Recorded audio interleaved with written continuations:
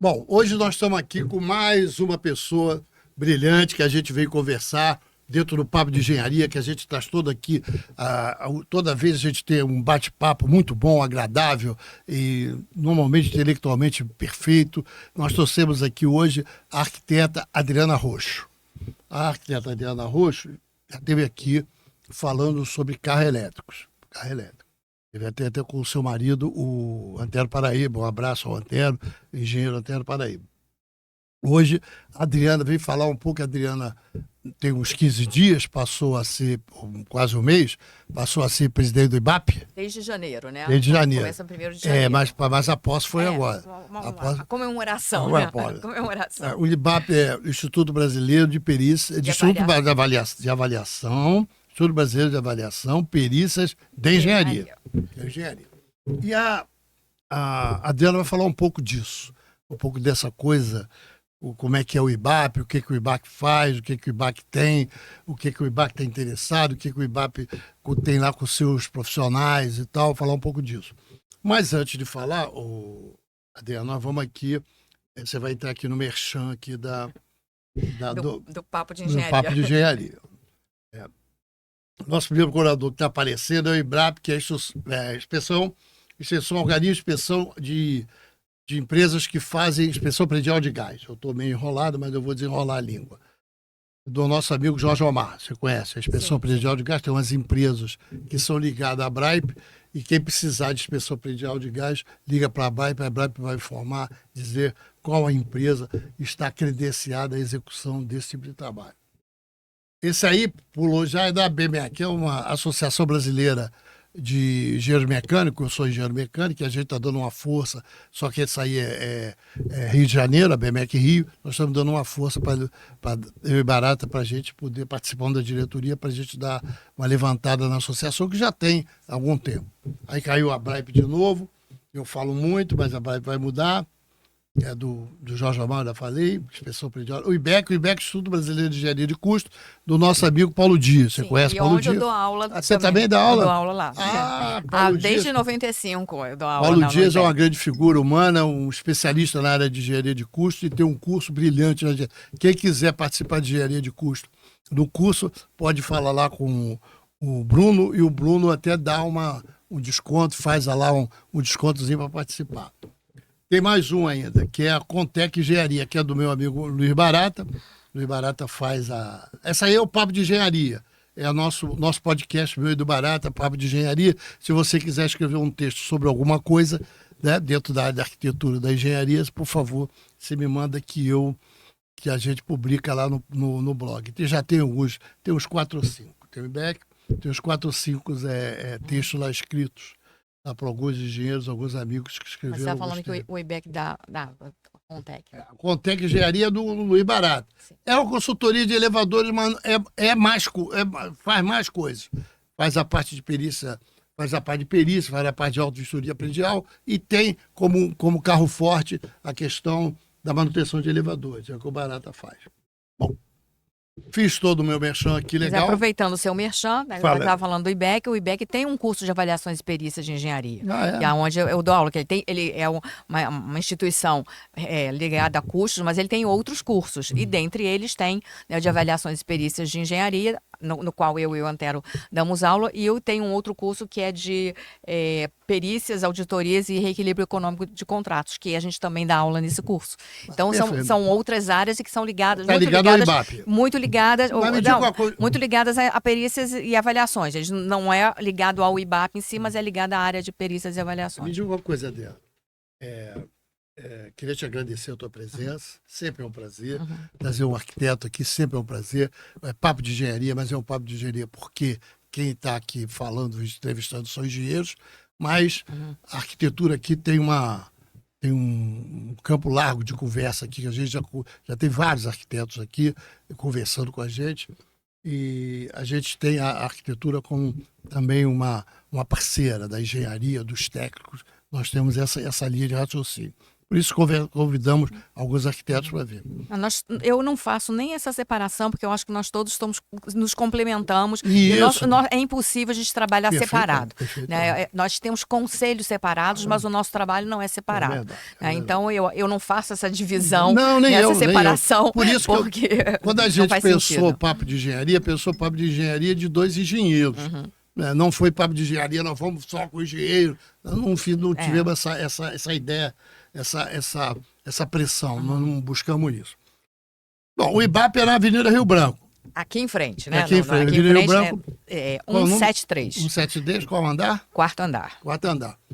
Quem quiser saber mais sobre o IBAP, tem páginas e tudo. Tem um site. O IBAP é um instituto que ele começou, ele é o sucessor do Instituto de Engenharia Legal. Então ele começou lá atrás com essa denominação de Instituto de Engenharia Legal. Porque tem no Brasil todo Instituto de Engenharia Legal. Tem o IBAP, tem no Brasil todo. O Instituto de Engenharia Legal começou em 1953. Ele foi o primeiro instituto que congregou profissionais da área de engenharia de arquitetura dedicados às avaliações e perícias de engenharia. E por que, né, que esse grupo se juntou para fazer isso? Aí é interessante até porque tem a ver com a história da cidade. Né? Então, um grupo, né, de engenheiros lá em 1950 e poucos, né, que ele foi fundado em 53, mas começou a discussão disso um pouquinho antes. Porque a cidade crescendo, abrindo avenidas, alargando ruas, o que acontecia? Precisava desapropriar imóveis. Então, para você desapropriar, você tem que indenizar quem você está desapropriando.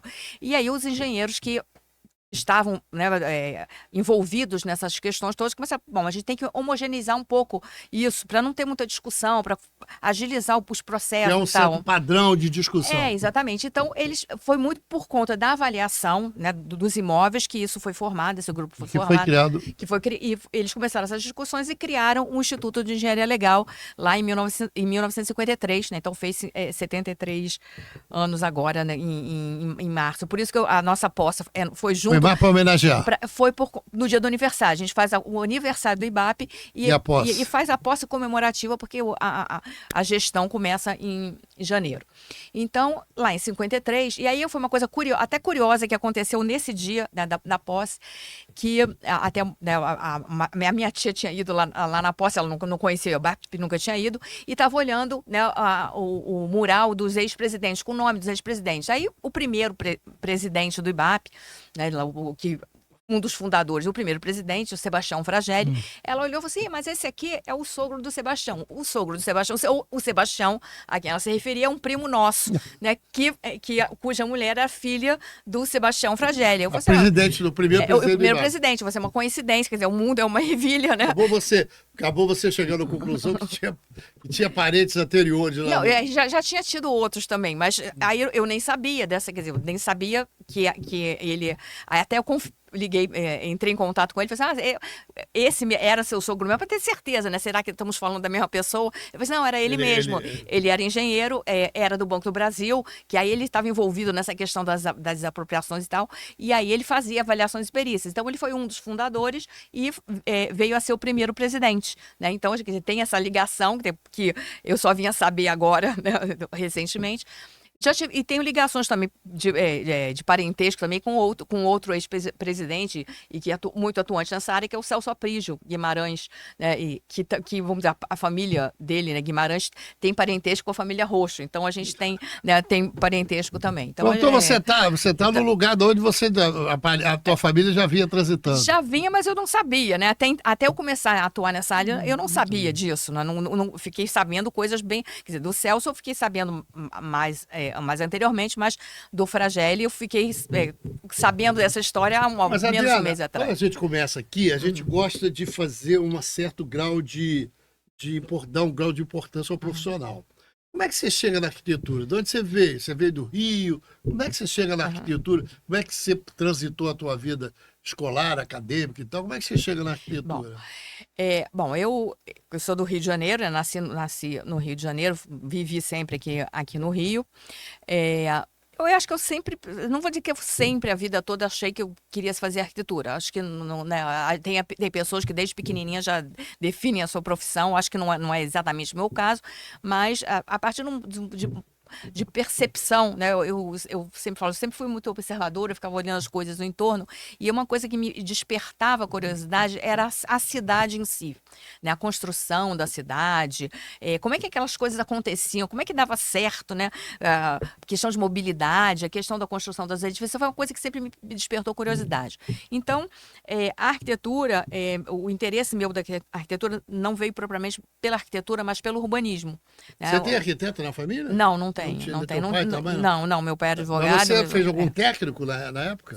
Eu fiz porque na época que eu fiz o segundo grau, tinha uma questão de uma legislação, obrigatoriamente você tinha que fazer um profissionalizante, que chamava na época. E eu fiz desenho de arquitetura. E aí você se deu muito bem. Mas eu já sabia que eu ia fazer arquitetura.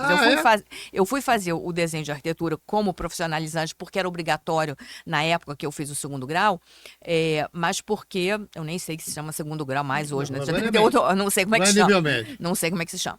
Então, naquela época tinha uma obrigatoriedade, e aí a escola oferecia três versões.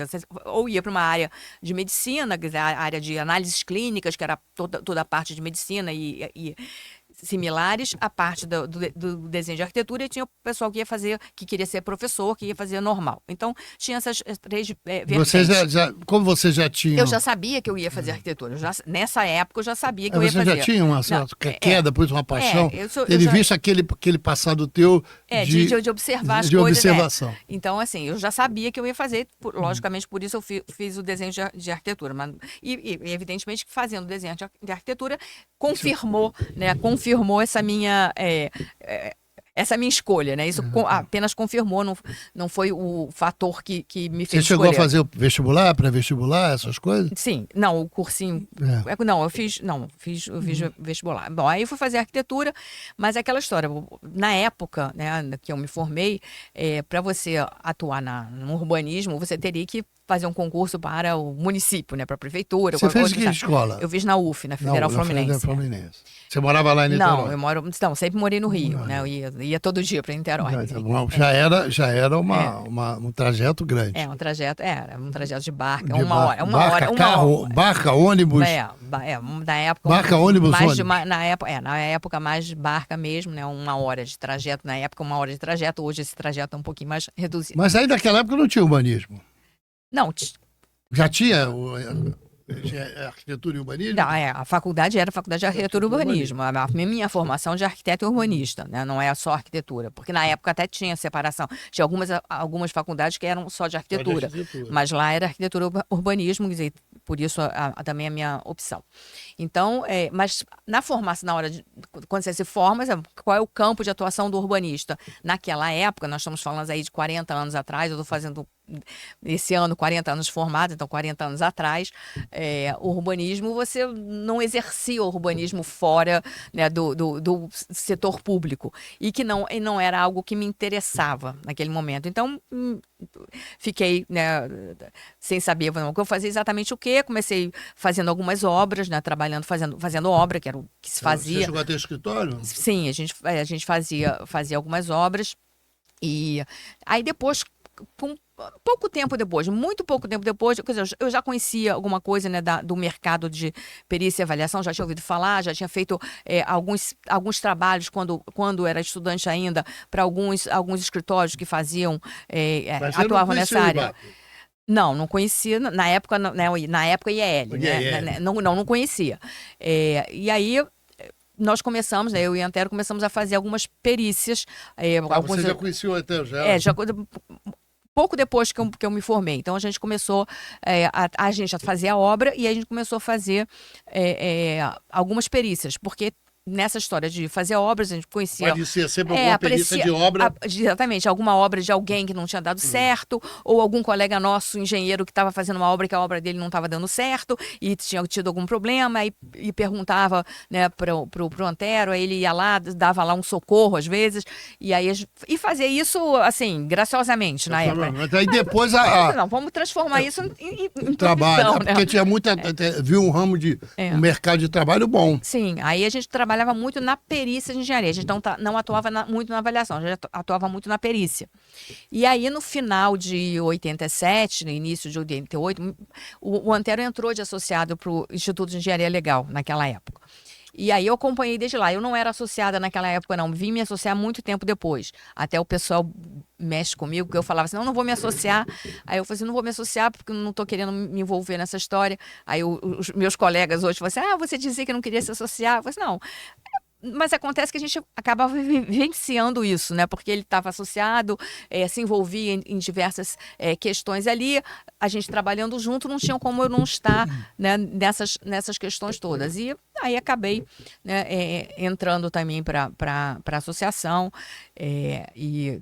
O IBAP, ele congrega, como eu falei, os profissionais que atuam na área de avaliação de perícias, engenheiros e arquitetos, né, profissionais ligados ao sistema Confia, CREA e CAL. Então, são esses os profissionais associados do IBAP. E o objetivo do IBAP é o aprimoramento profissional, trazer informações novas, congregar também os capacitação, profissionais, capacitação e também agregar esses profissionais, juntar os profissionais, quais são os interesses dessa coletividade, o que a gente pode fazer por isso, né? Você como é que você se torna, porque queira ou não queira, ser presidente do IBAP torna uma liderança na área de perícia. Uma liderança na área de perícia. E na área de perícia, tanto na perícia de engenharia quanto na perícia de arquitetura.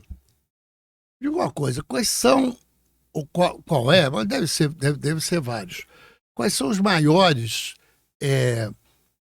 problemas que tem um perito? O que o perito tem quais são as maiores adversidades? Qual é a maior barreira que ele encontra para poder ele executar o trabalho dele de perícia? Você tem essa eu acho que ou da tua experiência de como perito? Uma questão, eu acho que é o desconhecimento da sociedade, de modo geral, da existência desse trabalho. Então, acho que existe, né, um desconhecimento. E também, hoje em dia, a gente lida com um fator complicador, né, que são as redes sociais, e que aparecem, né, nas redes sociais algumas pessoas dando informações incorretas e inadequadas dessa área. Primeiro dizendo que isso é um mar de rosas, que você entra no mercado e você vai ficar milionário da noite para o dia, né, o que não é uma realidade. Né, isso você tem que trabalhar para fazer. Você tem que percorrer uma estrada. Você não começa a ser perito, eu quero ser perito e você. Não é assim. Né? Você percorre uma estrada. Então, a nossa atuação a gente fez projeto, fez obra, trabalhou em planejamento, trabalhou em coordenação de equipe e uma série de coisas fazendo paralelamente, claro, a perícia, estudando. Na época que a gente começou a fazer perícia, não existiam cursos nem livros dedicados a essa área, então a gente foi construindo o nosso conhecimento, mas isso é uma trajetória, né, de informações. Mas a dificuldade, por exemplo, que reclamam muitos peritos, um garoto novo que vai entrar na perícia, uma pessoa nova, quais são as adversidades que ela tem, quais são as barreiras que ela tem que ultrapassar? Ou ela pode procurar o IBAP dá essa orientação? O IBAP, para quem está começando e é associado, né, aí tem que ser associado, tem uma mentoria. Então, a gente tem dentro do IBAP uma mentoria para auxiliar os novos profissionais. Então, o que também é um outro problema que pode ser, né, um empecilho, talvez, né, na entrada no mercado. É porque as pessoas também associam muito a perícia com a área judicial. E a perícia não é só judicial, a perícia é extrajudicial também. Né? Se a gente está falando aqui, né, do patrocinador, estamos falando do Barata, que chegou aqui agora, ele faz consultoria de elevador. Isso ele tanto faz na perícia judicial, essa parte, como ele faz na extrajudicial. Peraí, vamos dar uma parada, o Barata vai entrar agora. Deu uma chegada atrasada agora. Nada, tudo bem? Você tá aí, Luiz. Mas estamos falando de você aqui agora. Vamos falando mal de você aqui agora, mas vamos continuar. Perícia em elevadores. Então, a gente... E a coisa não para. Quem mora não para. Então, aí é isso que eu estava falando, justamente. Valeu, garoto, ele atua na perícia de elevador, tanto o judicial como na área extrajudicial. Então, a perícia não é exclusivamente o judicial. E aí, a questão é que muitas pessoas têm esse entendimento incorreto que perícia é exclusivamente judicial. E não é. Eu digo que o judicial é uma gota dentro do universo muito maior de área de atuação. Então, a pessoa vai diretamente para o judiciário e vai encontrar barreiras, porque ela não conhece ninguém, não tem experiência. Você está falando do novo profissional. Não conhece ninguém, não tem experiência, não fez nenhum trabalho antes. É claro que ela não vai conseguir, de repente, ser nomeada como perito numa ação judicial. É óbvio, mas ela tem que trilhar uma estrada. Mas existe uma estrada muito grande fora e com muito mais oportunidades fora da área judicial. E é isso que as pessoas não conseguem enxergar. Mas demora muito enxergar isso, porque o que se vende é que tudo é fácil. Tudo dá para conseguir resolver, fazer. Quando você chega na prática, não é nada daquilo. Não. Então as pessoas falam, mas eu fiz, como o professor falou que era... Não é tranquilo, não é fácil. A gente tem que buscar, caminhar, pontuar, entender que o que você acabou de falar aí. A questão da extrajudicial ou consultoria é muito mais do que a perícia, né? A perícia é a gota d'água. É uma gotícula. É uma gotícula que todo mundo está de olho nessa gotícula. Tem um oceano de coisas para você explorar e você está de olho na gotícula. Isso aí, perfeito. Mas para gotícula você tem que ter muita experiência. Né? Perfeito. Então, Mas os trabalhos feitos por IBAP, quais são? Ele, de uma maneira geral, o Instituto tem qual a visão? A visão de trabalho para ajudar os profissionais? O que os associados, como eu falei para você, Cada o pessoa novo tem que ser associado ao IBAP. O novo associado, ele paga alguma pode coisa contar. lá? Tem uma anuidade. Tem uma anuidade. Mas o novo associado, ele pode contar com uma mentoria. Então, pode pedir, né? Eu queria... Aí você tem que especificar. A mentoria, de forma vaga, não existe. Então, eu quero saber como é que funciona o trabalho em si, ou eu quero uma determinada área de conhecimento. Aí a gente vai dar uma orientação. Essa mentoria é uma orientação, eventualmente pode ser uma parceria, né, num primeiro trabalho, pode ser, vamos dizer, a solicitação dessa pessoa que está começando para atuar junto com alguém que já está há mais tempo no mercado e está precisando de alguém para ajudar. Então, pode ser de diversas formas, né? Essa mentoria acontece de diversas formas. Aí a pessoa tem que ir lá pedir. Agora mesmo, semana que vem, eu tenho, né, uma nova associada que está querendo umas orientações. Já está marcado. Terça-feira a gente vai conversar sobre isso. Deixa eu te perguntar como é que é a grande dificuldade que tinham os peritos. O Barata também conhece perícia 300 vezes mais do que eu. A dificuldade que o perito tinha na justiça, dele se posicionar na justiça.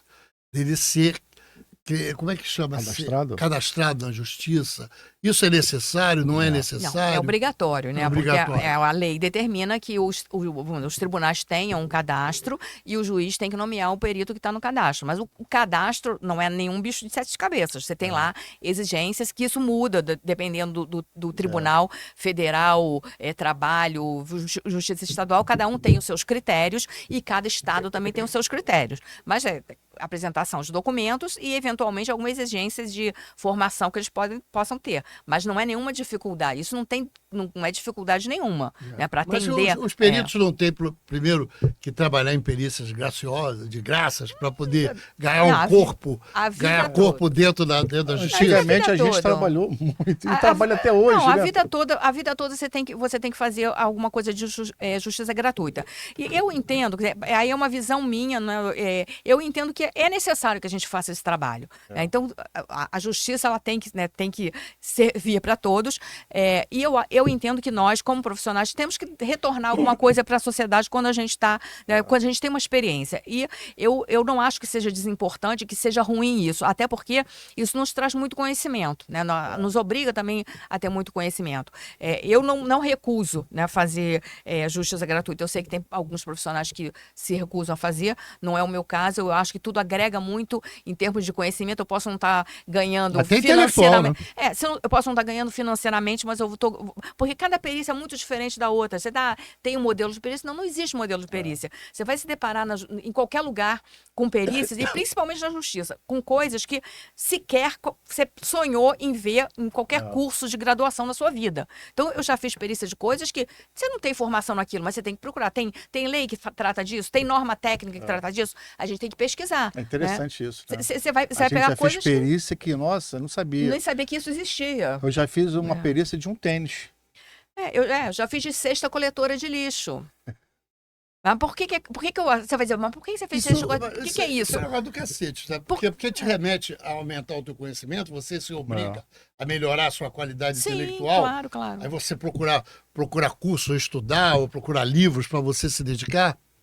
Esse caso que eu estou falando, por exemplo, cesta coletora, não sabia que tinha uma norma técnica para isso. Existe uma norma técnica. Então, quando você tem uma norma técnica para cesta coletora. Você quer vender, né, para a companhia de limpeza urbana uma cesta coletora, ela tem que atender aquilo que está na norma técnica. Então, a perícia era justamente para verificar se o produto final atendia aquela norma. Então, o que é atender a norma? Tem que ter dimensões compatíveis com a norma, tem lá, né, uns critérios específicos e tem que atender. Mas alguém vai ensinar isso na faculdade? Não, nunca. Isso é algo que você vai se deparar na vida.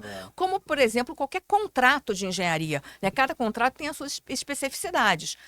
Qualquer que seja a área de engenharia, o contrato tem especificidades. Todo contrato acaba dando um problema em algum momento. Eu não conheço nenhum contrato. O IBAP ajuda nisso ou você pensa em introduzir isso lá? Porque tem umas coisas que eu acho que o engenheiro fica a pé. Um é nessas questões de ajuda jurídica. Uma dessas questões de ajuda técnica e a outra é na questão de ajuda dos impostos. Né? Que a gente tem, você que é perito milita com isso, né? Que você, às vezes, você tem que ter um contador, você tem que ter um advogado de plantão, né? E, né? Essas coisas. O IBAP tem esse tipo de estrutura que pensa o IBAP tem cada a parte, um por si. O IBAP tem a parte técnica, né? A questão do IBAP é a parte técnica. Parte jurídica, eu acho que todo mundo conhece algum advogado, todo mundo tem algum parente advogado, e eu sempre falo, eu dou aula da perícia judicial, eu sempre falo para os meus alunos, primeiro contato que você vai ter, a primeira pessoa que você vai procurar querendo fazer perícia é o advogado, seu amigo, seu vizinho, seu primo, seu parente, que é advogado, que ele certamente terá alguma perícia para fazer de alguma área de engenharia. Então, ele vai ter alguma coisa nesse sentido. Então, o primeiro contato são os advogados. O advogado que vai trazer, né, esses primeiros contatos. Eu acho que quase com todo mundo aconteceu dessa forma, né, através de um advogado conhecido que veio, né, com um caso qualquer. Normalmente vem através dos advogados. O advogado traz muita perícia. Ele tem um caso qualquer que ele precisa tecnicamente entender aquele caso, até para entrar com um processo. Como é que ele vai entrar com um processo na justiça, fazer uma petição inicial pedindo alguma coisa que ele não sabe nem o que é ainda, se ele não tem, né, se a questão é eminentemente técnica e se ele não tiver o embasamento técnico, ele não tem como fazer uma petição, não tem como pedir alguma coisa na justiça, ele não sabe nem o que pedir. Então, ele vai, a busca do advogado é muito grande nesse sentido, ele vai procurar, então, eu preciso resolver, né, como atender o meu cliente, mas eu não consigo fazer isso sozinho. Como é que você faz com a BNT? O CREA tinha liberado a BNT para os funcionários. Não, ainda o CAL também. O CAL também. As normas técnicas são... Você pode consultar. São 10 minutos, parece.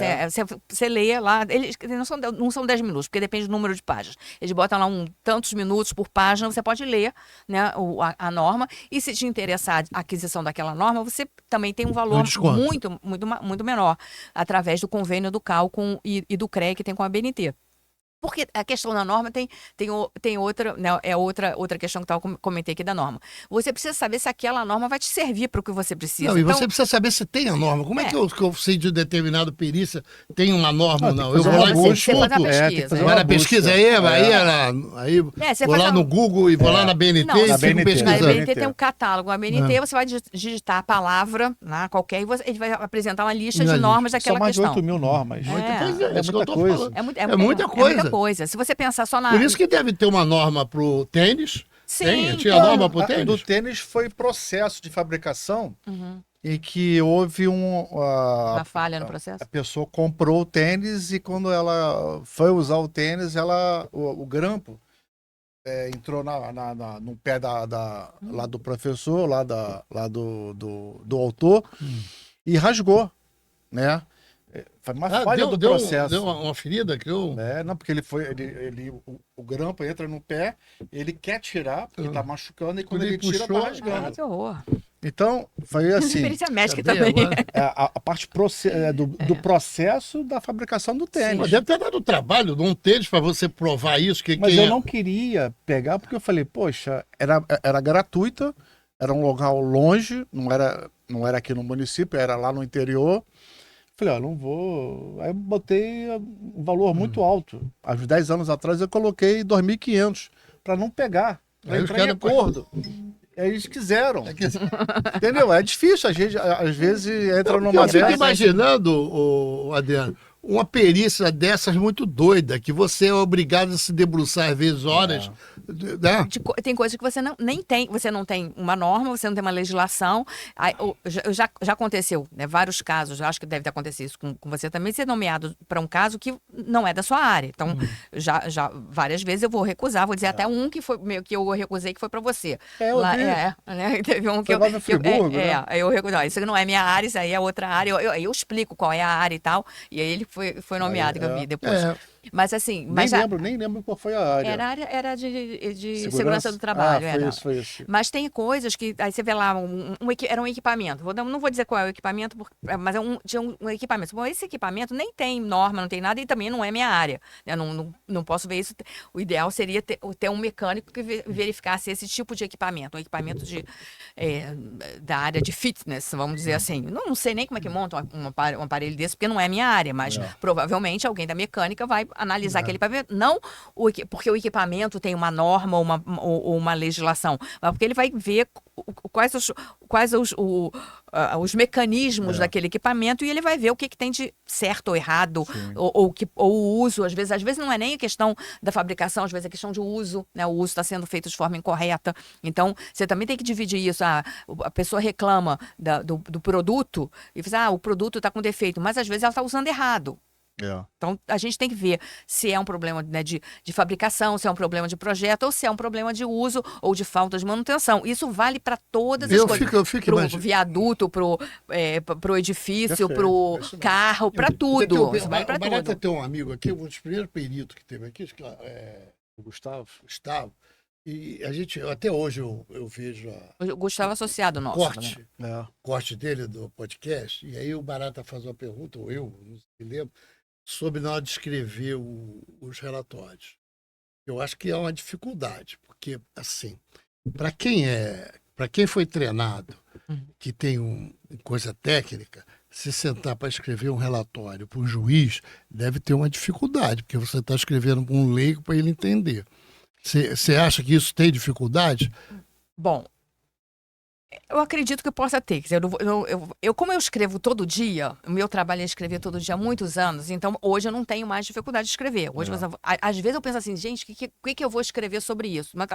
Mas mesmo assim, mesmo não tendo a dificuldade de escrever, eu preciso pensar, o que eu vou escrever sobre isso? Às vezes eu fico lá parada pensando, aí agora já sei qual vai ser a linha que eu vou adotar. Então, logicamente que, como eu já atuo nisso há muitos anos, eu tenho, vamos dizer, uma estrutura de laudo, estrutura de relatório. Não é um modelo, eu gosto até de frisar isso, não existe modelo de laudo, porque, né, um laudo é de carro, outro é do tênis, o outro é da xícara, é de qualquer coisa. Então, você não tem um modelo, você tem uma estrutura, né, que tem uma coerência no documento, né, tem que ter uma coerência no documento, você tem que apresentar a coisa, dizer como é que você fez a perícia, em que documentos você se embasou, se você usou se tinha alguma norma técnica, se tem, né, uma legislação, tudo que você se embasou, todos os elementos técnicos que existem dentro do processo que você embasou, o que você viu no local, na análise daquele produto, ou daquele...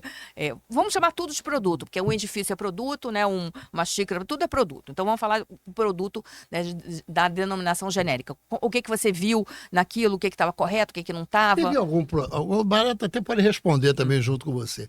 Teve algum relatório desse que o juiz recusou, teve dúvidas? Porque eu fico pensando que isso é um relatório complexo, não é um relatório fácil de fazer.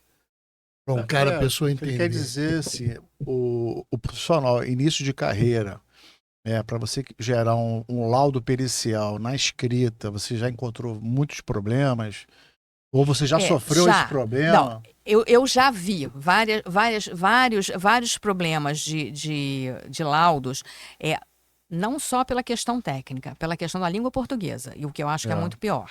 Porque língua portuguesa todos nós aprendemos, né, a redação lá desde primário. Mas eu já vi casos muito gritantes de língua portuguesa que você lê e fala assim, não sei nem que língua que está escrito aqui. Tá? Isso depõe contra o relatório. Não, sim, isso lógico. Depõe contra o relatório. Você não consegue entender. Não consegue nem... Não, e eu já vi casos... Mas já melhorou muito, né? Ou não? Não melhorou. Acho que não. Acho que estava cada vez pior. Piorou. Acho que piorou. E já vi casos do juiz escrever que não entende... Cara, conjugou o verbo esclarecer. Não é conjugar verbo errado. É escrever uma frase que não tem sentido. Que você não consegue entender o que está escrito ali. Você fica olhando e fala assim...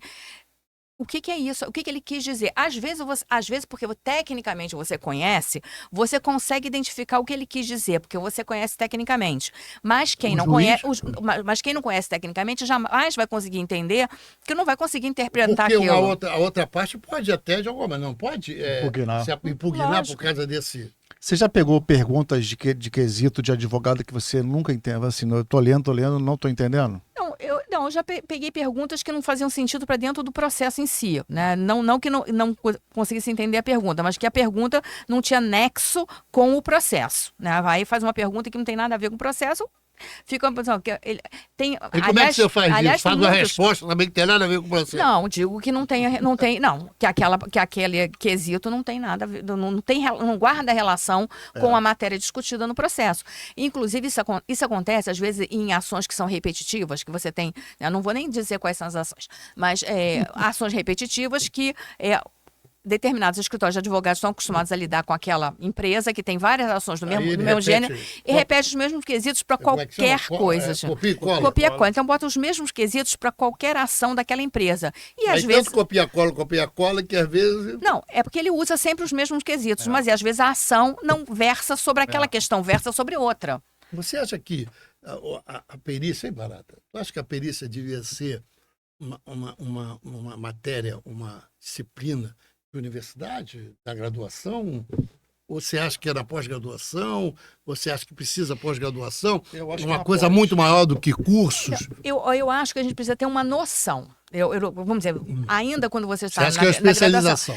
Ainda na graduação, às vezes isso pode não fazer muito sentido, mas ter uma noção. Como eu acho também que tem outras questões da vida prática que a gente precisa ter uma noção dentro da universidade, né? Sobre contrato, a gente precisa ter, porque o que eu falei, muitos problemas de contrato, muito problema de contrato acontece porque a redação do contrato é ruim, né? Porque a redação do contrato às vezes é feita por um terceiro que não é quem está prestando serviço, às vezes vai para um departamento jurídico que não conversa com o técnico e aí fica um contrato que não tem nada a ver com a coisa em si e dá muitos problemas. Então, eu acho que a gente precisava ter alguma disciplina que falasse sobre contratos, que falasse sobre a vida prática, porque o engenheiro, o arquiteto sai da faculdade, não sabe o que é uma RT, não sabe o que é uma RT, às vezes não sabe nem o que é uma norma técnica. Então, tem coisas que você precisa saber, né? Você precisa ter uma noção dessas coisas. Deixa eu te falar, desculpa, às vezes eu te comando. Quando eu fui fazer a minha primeira e única entrada na perícia, o Odair, Pai Jesus, me convidou para eu fazer uma perícia, o curso de perícia. Aí ele falou, tu vai fazer o curso de perícia. Aí botou meu nome lá, arrumou uma bolsa, de graça a bolsa. Aí ele falou, tu vai fazer o curso de perícia com o Sérgio Abunamã, que era o papa do negócio. Esse eu estou falando 1980 e pouco, do negócio. E o Sérgio botava aquele auditório da Serra, cheio, 80, 100 pessoas, botava lá uns bancos e tal, 80, 100 pessoas. Você acha que esses caras hoje têm essa referência igual o Cérebro na Mão? Você Não, acha que o IBAP tem referência? Tem. Quem são as referências hoje? Eu não vou dar nomes Pra porque não- eu vou pra não- mas no Brasil inteiro, nos IBAPs do Brasil inteiro, cada local tem as suas referências nas respectivas áreas. Tem que, como eu falei, tem a área de avaliação, tem a área de perícias, e tanto avaliação como perícia tem uma gama de trabalhos. Porque você fala avaliação não é só de imóvel, né, urbano, você tem avaliação de imóvel rural, você tem a avaliação de bens históricos, então você tem pessoas que são dedicadas a essa área, e você tem no Brasil todo. Sim. E hoje você tem uma facilidade, porque a maioria, ninguém quer fazer curso, pelo menos aqui no Rio de Janeiro tem isso, ninguém quer fazer curso presencial, ninguém quer sair de casa para fazer curso. Acabou isso. Né? Então você tem cursos online, então você pode trocar essas experiências. Eu acho que isso é muito rico, você poder trocar essas experiências com pessoas do Brasil todo. E o IBAP do Brasil inteiro, né, tem vários profissionais muito reconhecidos e pessoas que ministram, né, cursos nessas áreas, que estão sempre, né, Mas, Adriana, me diga trazendo uma coisa. Eu fico novidades. assim, meio... Desculpa, eu te corto, depois a gente volta, não tem problema. Se você quiser falar que eu estou cortando. Eu vejo curso assim, eu sou contra. Curso no CREA. Aí tem assim, quem é que pode participar do curso? Pode todo mundo. Quem quiser participar do curso pode. Engenheiros, arquitetos, não sei o quê, engenheiros e tal. Se o cara da esquina quiser participar, pode. Se o outro quiser, não. Quando eu achava que curso que fala em engenharia, Tem que ser, arquitetura, tem que ser para engenheiro e arquiteto. Sim. Tem alguns cursos. Hoje mudou muito. Depende. Você acha que o médico pode fazer um curso de perícia? Acho que ele não tem De interesse. engenharia? Por exemplo, a gente faz. Engenharia não, mas às vezes tem um curso básico que possa contemplar todas as áreas. Outras áreas. Aí... E tem Tem um cursos... curso básico que pode... Não entendi não isso. tem curso... Por exemplo, se você fizer um curso de perícia judicial, é genérico, né? É genérico. Se você não levar o enfoque para a área. Por exemplo, no IBAP a gente tem, mas a gente leva... é um curso de engenharia... Não, é curso de perícia judicial com enfoque na área de engenharia e de arquitetura. Então, outra pessoa pode fazer? Pode, mas qual o interesse que ela vai ter nisso? Porque os exemplos todos vão estar ali, né, dentro da área de engenharia e arquitetura. Por que um médico, um contador ou outra pessoa vai querer fazer por que ele vai querer fazer? Não tem sentido. Tem outros cursos que são específicos da área de engenharia. Eu nunca entendi uma coisa que é arquiteto do engenheiro de segurança do trabalho. Eu nunca entendi isso. Mas é uma pós-graduação. Não entendi porque o arquiteto pode ser engenheiro de segurança do trabalho. Mas é porque... Eu nunca entendi essa... Mas olha só... Essa discussão me parece sempre que é uma coisa que me arrepiava. Veja bem. Antigamente, os arquitetos estavam no CREA. Então, eles estavam fazendo o curso da pós e saiu como engenheiro de segurança do trabalho. Quando ele sai para o CAL, talvez pudesse alterar o nome. Em vez de ser engenheiro, poderia ser arquiteto de segurança do trabalho. Mas ficou uma discussão da lei. E aí ficou arquiteto, especializado graduado em engenharia de segurança do trabalho. Esse assunto é só reserva de mercado. Se é um curso de engenharia, para engenheiro. Mas veja bem, a engenharia de segurança do trabalho é uma pós-graduação para a área técnica de engenheiros e arquitetos. Eu acho até que o nome de engenheiro de segurança do trabalho está errado. Eu acho que a denominação está errada. Porque você faz pós-graduação em outra área e você não ganha título com nome nenhum. Então, o erro está em dar o título de engenheiro de segurança do trabalho a quem fez uma pós-graduação de engenharia de segurança do trabalho, como eu tenho várias pós-graduações, mas eu não tenho o título dessas outras coisas que eu vejo. Lá na frente isso vai sair, vai ser só pós-graduação em segurança do trabalho. Exatamente. Para quem nem engenheiro, nem arquiteto, todo mundo que quiser, né, seguir. Porque eu vejo agora, essa fala do Marcão é até interessante. Obrigado. Você faz perícia na federal, na estadual, mais aonde? TRT também? Não, eu faço na perícia judicial, como perito, eu atuo só no estadual. No estadual. Como assistente técnico, aí eu atuo no local que os meus clientes estão, tá? Porque eu ia te perguntar, tem alguma preferência? Você acha que um lado tá melhor do que o outro? Eu não sei te dizer, porque como perito eu não atuo, nem me inscrevi nesses outros, tá? Porque eu já acho que já é muita coisa ter que controlar os 3 sistemas do Tribunal de Justiça e essas coisas. Então, já acho que já é bastante, já é suficiente. E eu até prefiro trabalhar como assistente técnico. O meu trabalho, na maior parte do tempo, é como assistente técnico. E essa agora do Estado, que você tem que ter 3 sistemas, né? Da PGE, do antigo e do EPROC. Como é que a gente está lidando com isso e como é que isso pode gerar até problema para a gente, né? Porque você não está acessando nenhum nem outro. Às vezes quando existe a migração do sistema, né, como está acontecendo agora, tem a migração, e às vezes você tem a migração e você, como perito, né, acaba ficando meio perdido no limbo ali, porque não carregam você junto. Então, isso é uma questão que pode estar acontecendo nos locais que está havendo migração. Aí, na verdade, é um trabalho de cada um vai ter que ficar, né, monitorando. É um monitoramento constante que você tem que fazer. Mas isso faz parte do trabalho, né? Tinha uma discussão, o Luiz sabe disso, do juiz não querer saber quem é o perito. O juiz manda uma perícia para um cara e não quer saber se a perícia é de mecânica e manda para o civil, se é civil e manda para o foi o caso dela agora. Lá em Nova Friburgo, ela declinou. Eu declinei isso. Continua ainda, porque isso tinha uma discussão dentro do CREA para orientar lá. Os bons peritos falam assim, eu sou mecânico. Se cair alguma coisa na civil, eu não tenho competência, vou declinar e vou dizer, a gente diz para qual é a área que vai. Para qual área eu pelo menos faço isso. Já caiu para fazer perícia de uma rodovia. Eu não posso fazer rodovia porque, né, não era um acidente de trânsito, não era a perícia do acidente em si, mas era um traçado da rodovia. Essa é uma engenharia civil que é especializada em rodoviária, né? Mas aí eu expliquei lá no processo, eu não posso porque não tenho atribuição legal para fazer isso. Isso já aconteceu no CREA, uma denúncia do que o engenheiro estava fazendo uma perícia a qual ele não era qualificado. Pois e isso pode dar nulidade da perícia. E o juiz, às vezes, ele não sabe, não tem essa informação, mas cabe ao profissional, porque cada um de nós sabe qual é a nossa atribuição legal. Então, é uma obrigação nossa informar. Eu não tenho atribuição legal para fazer isso aqui. Não é nem conhecimento. Às vezes, você pode até ter o conhecimento daquela questão, mas você não tem atribuição legal. Então, você está fazendo algo, você está exorbitando, porque você está saindo do seu conhecimento, daquilo que você tem, vamos dizer, a chancela, né, do conselho para você atuar. Aí cabe a cada um fazer. Né? Pergunta difícil. Você foi nomeada para fazer uma perícia em elevadores. Você falou, eu não tenho atribuição, mas eu vou falar para o juiz que eu vou fazer com luz barata. Não pode. Sim, mas muita gente faz, traz, né, nesse guarda-chuva que o Marcão está falando. Mas não pode. Diz, eu sou arquiteta, vou até aqui, mas eu vou chamar o fulano de tal para vir acompanhado. Eu vou até contar uma história. Não pode. Existe, aí eu vou falar, não vou pegar nem esse caso específico que, vamos dizer, a atribuição legal seja de outro, mas tem algumas perícias que têm multidisciplinariedade. Então, você tem que fazer com várias pessoas. Então, eu preciso fazer uma perícia que tem, né, o arquiteto, o engenheiro mecânico, o engenheiro florestal, eu posso ter várias coisas.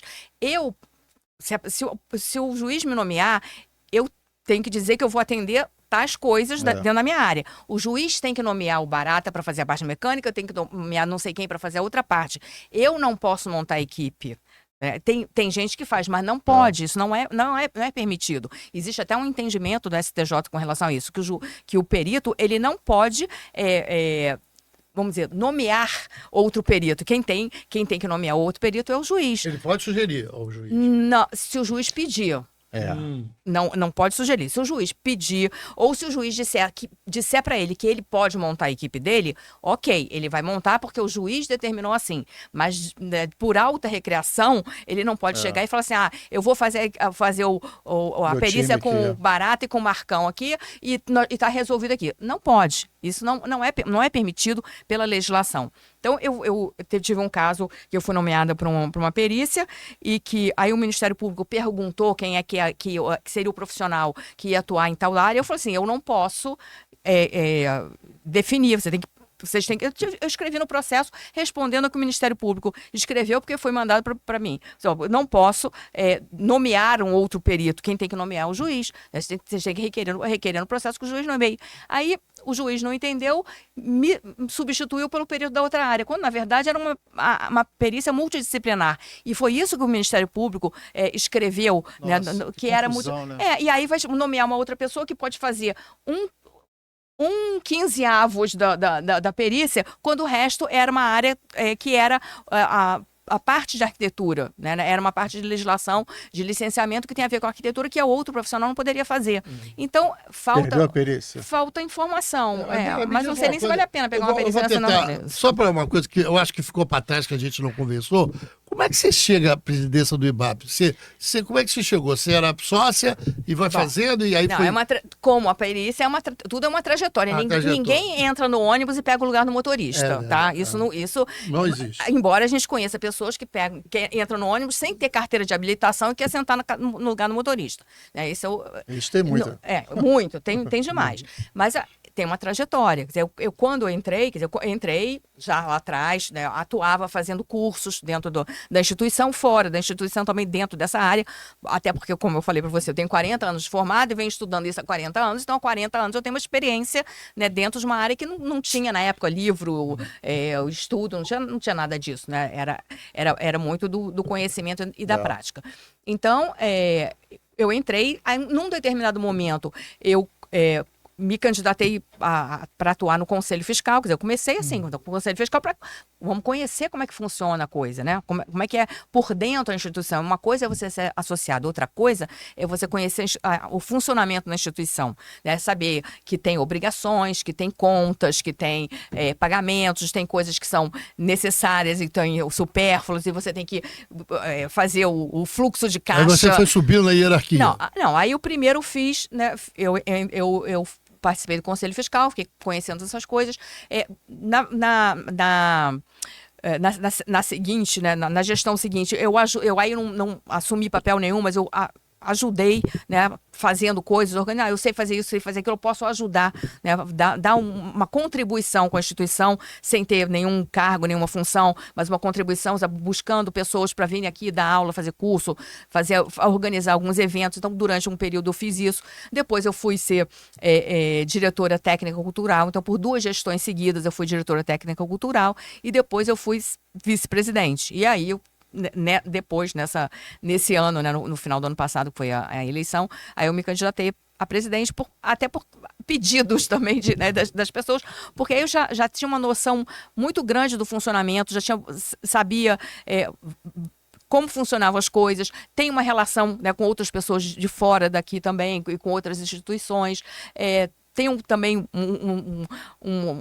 uma noção, né, de caixa e a parte contábil também, de controle sobre isso, que é uma coisa que as instituições precisam fazer de uma certa forma, com certo rigor. Eu digo uma coisa, o IBAP renova quadros, consegue, ou é daquelas instituições ligadas ao sistema Confecre, que está na fase dos 60, 70 anos de média de idade? Não, renova pelo seguinte, porque por ser uma instituição de perícia, os associados não são só pessoas novas. Muitas vezes são pessoas que se aposentaram e vão começar a atuar na perícia. Então tem muito, vamos dizer, novo associado, né? Quando a gente fala até da mentoria, a gente está falando do cara que é novinho, que tem 20 e poucos anos, não. A gente pode dar uma mentoria para quem tem 60 e que está começando agora na perícia, porque trabalhou a vida inteira na área e que tem o conhecimento, tem muito conhecimento e quer botar esse conhecimento na perícia, mas nunca fez uma perícia e quer saber como é que funciona. Ele tem o conhecimento técnico, mas não sabe como funciona a perícia. Então, a gente tem uma renovação porque, na verdade, o perito, né, seria o profissional experiente, né, o expert na matéria, aquela pessoa que tem o conhecimento. Então, é uma área de atuação que, embora muita gente comece, como eu comecei... Precisa muito. Como eu comecei ainda no início da minha carreira, mas é uma profissão que é muito mais indicada para quem já tem uma estrada, para quem tem um conhecimento, né? Então a gente renova por conta disso. A gente tem pessoas que estão se aposentando e que estão vindo, tem pessoas que estão prestes a... Quer dizer que a renovação lá pode ser tanto de idade quanto pode ser de gente... Gente que está... Não é exatamente de idade. Não isso não é de idade. Ruim, sabia? Não, isso é muito bom. Eu acho que isso é muito bom, porque a gente fica com quadros que tem experiência de técnica e de vida também. Tem muita gente que procura o IBAP para fazer algum tipo de formação, para pedir algum perito, tem? Tem. Vocês têm lista? Como é que funciona? Antigamente tinha mais, hoje menos, porque a gente tem lá no site os associados que querem disponibilizar o seu nome para serem procurados, a gente tem lá o Busque um Profissional, e aí quem quiser, a recomendação é essa. Você ligou para lá, aí entra no site, escolhe. Que aí vai escolher saber o nome da pessoa, saber o que ela faz, tem lá um mini currículo para essas pessoas. A gente não indica ninguém, não tem indicação nenhuma. Às vezes chega um pedido do judiciário também, né? Chegou o pedido do judiciário, o que a gente faz? A gente manda, né, um e-mail para todos os associados, temos o pedido assim, assim, assado, aí tem que ser um profissional com essa formação. Quem tiver interessado, a gente vai mandar uma lista para o judiciário dos interessados. Às vezes aparecem 2 ou 3. Hoje tem menos esse pedido do que tinha antigamente por conta do cadastro. Então, como tem o cadastro, tem menos gente. Em geral, há o pedido do judiciário daquelas áreas que eles não encontram ninguém. E às vezes a gente também não tem, né, essa pessoa super especial que tem uma formação, sei lá, engenharia têxtil, né? Tem uma área da engenharia. Eu não tenho nenhum associado nessa área. Então eu não posso indicar ninguém, porque eu não tenho ninguém nessa área. Teve aqui o Ferrelli, que é da engenharia clínica. Engenharia clínica, ele é nosso associado também. É um ramo muito interessante, né, dentro da perícia. Vez que alguém... Que eu acho que é mais papel do CREA, papel do sistema. A questão da má apresentação do profissional, tem alguma crítica a fazer? Você recebe crítica ou isso normalmente é feito direto ao CREA? Acho que é direto. Ou vocês fazem crítica do comportamento do profissional ético? Vocês fazem? Não, nós nunca recebemos, né, nesse sentido, pelo menos, né, no período que eu estou envolvida na diretoria da associação, nunca recebemos nenhum tipo de questão relacionada a isso. Eu acho que isso vai direto lá pro CREA. Para a questão da ética, eu sei que o CREA recebe bastante... Tem bastante ética. Tem bastante sobre ética. Esses casos de perícia são... Tem muitos. Tem muitos, mas tem muitos que, assim, o assistente técnico não gostou do que o perito falou, e aí, quer dizer, é uma outra questão. E é uma série de conclusões, mas assim... Na ética, acho que o carro-chefe é perícia. A gente estava terminando, mas eu queria perguntar a você, porque você tem uma especialização, que nós já conversamos da última vez, mas você tem 2 coisas que você gosta de fazer, que é a questão de obras, problemas de obra, vícios de construção, né, a parte e também de a questão regularização. que você fala sobre essa questão de obra e essa questão dos carros elétricos, que daquela conversa nossa, se melhorou ou piorou a situação. Eu acho que Pode começar pelo primeiro, a questão de vício de obra. O vício de construção é meu carro-chefe, né? Eu trabalho com isso desde que eu comecei a atuar na perícia, eu trabalho na área nessa área de vícios de construção, problemas construtivos. Aí tô falando, não é só o problema na construção de modo geral, né? O vício, o que vem da execução, né, da construção em si, e há coisas que estão relacionadas com o uso, com as alterações que as pessoas fazem, né, também os problemas que surgem em função do mau uso ou da falta de manutenção. Então, essa é a área que eu atuo muito, a inspeção predial, essas coisas. A própria execução de obras... alguma coisa da execução, alguma coisa de projeto e alguma coisa de uso, de manutenção. E a gente atua muito também na parte da inspeção predial. Então, essa é a nossa área, né, maior, que a gente atua com mais frequência. A questão do carro elétrico vem atrelada a isso porque... Mas o primeiro não pula do vício. Qual é o maior problema que você tem naquela área de vício de construção? É muito variado, não tem uma coisa específica, não. Depende até muito de época também. Você tem alguma história agressiva?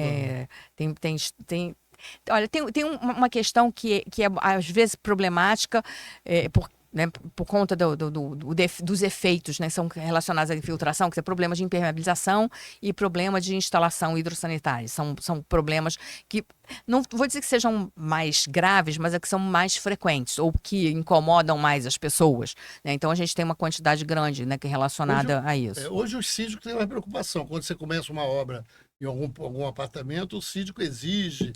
Alguns são melhores preparados. Alguns estão mais preparados, outros não, né? E nós também já falamos até sobre isso, né? Nós temos um problema que as pessoas são um pouco refratárias a regras, né? Então, existem regras, quando você mora em condomínio, você tem que respeitar as regras internas. E as regras internas, muitas vezes, né, dizem respeito à utilização dos espaços e às obras, né? Então, são 2 coisas que a gente está até falando aqui, dos carros e das obras. A questão da obra tem um regulamento interno e as pessoas não podem fazer em condomínio tudo que imaginam que possa fazer. né? Então, tem regramento. Às vezes as pessoas pensam que podem, dentro da sua unidade, fazer qualquer coisa, sem levar em consideração que dentro da unidade de cada um tem N coisas do condomínio que servem para o funcionamento do condomínio, que passam por ali por dentro. Então, você tem estrutura, você tem instalações que passam por dentro das unidades de todo mundo, mas não são exclusivas daquela unidade, atendem aos outros. E você não pode mexer nisso. Não pode mexer porque não é seu. Né? Então, se você vai mexer, tecnicamente você pode mexer, tecnicamente você pode fazer tudo. Só que para mexer no que não é seu, você tem que pedir para os outros que são proprietários o que você vai mexer. E você tem que demonstrar que aquilo que você vai fazer não vai criar nenhum problema de utilização para os outros. Né? Não vai criar dificuldade, não vai retirar algum serviço ou algum benefício das outras pessoas. Mas você fez algumas instalações complexas, né? Sim, tem. Instalar piscinas. Tem muitas coisas. A gente imagina assim, obra, o único problema é que pode afetar a estrutura. Não, pode afetar a estrutura, sim, é o mais grave, mas pode afetar o uso, pode afetar condições de manutenção, pode criar problemas para as futuras manutenções. Então, uma obra dentro de uma edificação, ela não deve se preocupar somente se vai afetar a estrutura, tem que preocupar com o resto também. E isso serve para o carro elétrico também. O carro elétrico não tem que se preocupar, não tem só que se preocupar com a tomada e com a eletricidade. Tem que se preocupar com a estrutura, com a ventilação, com a parte de combate a incêndio. Você acha que daquela época a gente fez sérias críticas aqui? Continua igual. Assiste o seu podcast, você continua melhorando nessa questão? Eu acho que continuamos na mesma, porque por conta das pessoas serem refratárias às regras e por conta de só verem um ponto da questão. Eles a gente até falou isso, que as pessoas não veem a edificação como uma coisa global, né? Como o todo da edificação. Vê o ponto, eu quero resolver o meu ponto é botar energia aqui. Mas essa energia aqui vai interferir em quê? Você está botando uma energia para abastecer o seu carro na parede que não é sua, do lado da vaga que não é sua também, e a vaga às vezes também não é da sua propriedade, é uma vaga comum. Então, são coisas que têm que ser analisadas e que as pessoas não param para analisar. Nós estamos terminando, eu vejo um problema sério. Nós estamos esperando o quê? Ter um grande problema, um grande problema para poder a gente olhar melhor essas coisas, é isso? É sempre assim. É sempre assim, né? Infelizmente, as coisas, infelizmente, é sempre assim, não deveria ser. Eu acho que tudo, até mesmo, né, a questão do vício da construção, se a gente tivesse uma auditoria de projeto, a gente fazia uma prevenção. Então, se a gente pudesse atuar na prevenção, que eu acho que eu falo que é o grande sonho da gente que trabalha com perícia, é um dia poder trabalhar na prevenção. Mas, já que a gente não pode trabalhar na prevenção, a gente trabalha quando o problema acontece. Né? Mas é porque a gente também é refratário a essa questão. Né? A questão da regra, a questão da prevenção. É cultural, né? É cultural. Na informalidade, nós gostamos da informalidade. Nossa amiga Adriana Roxo, grande palestra, grande papo, grande conversa. Levamos aqui quase uma hora batendo um papo, Boa sorte lá no IBAP, o que precisar. Precisar, nós estamos aqui. O CREA tem ajudado lá o IBAP. É para responder isso? Eu estou perguntando sim ou não, para a gente conhecer. O CREA não ajuda a entidade. Não ajuda a entidade, Não é o objetivo. Não é o objetivo. Eu acho que não é o objetivo do CREA. O desenho do sistema, hoje eu parei para analisar, o sistema que é o CONF, a CREA e Multa, ele foi desenhado para servir, mas desenharam errado. Esqueceram da base. Em São Paulo, eles ajudam todos, o sistema CREA em São Paulo ajuda todas as entidades. Mas nós estamos falando de um outro país, né? Adriana, é uma outra conversa, um outro bate-papo, vamos estar passando. Você desculpa alguma coisa, se teve alguma pergunta que não foi desconfortante, mas queria te agradecer, desse um abraço ao Antero Paraíba, que qualquer coisa lá que o IBAP precisar, eu e Barata estamos aqui à disposição. Felicidade e boa sorte para você. Obrigado por você vir aqui. Nós estamos marcados há quase uns 2 meses. Mas... Isso aí. Obrigada pela oportunidade. E aí também, quem tiver interesse em conhecer mais um pouquinho do IBAP, entra lá no nosso site. Rio Branco? Rio Branco 173. Mas ninguém hoje vai no local, né? Entra no site, conhece tudo, entra no Instagram também. As pessoas querem saber se existe. Hoje até isso tem, né? Não, existe. Se o que está lá na... Existe, está lá. Temos auditório para fazer palestra, para fazer curso, temos um espaço bom, mas entrando aí nas nossas redes vão conhecer, inclusive, nessa semana a gente fez um evento muito interessante lá, junto com o IBDIC, lá na FGV, que foi muito bom. Tá lá tá mostrando aí um pouquinho do que a gente faz aí no Instagram. Obrigado, Adriano. Um Okay. abraço. Obrigado. Prazer. Desculpa alguma coisa. Tamo aí. Obrigado.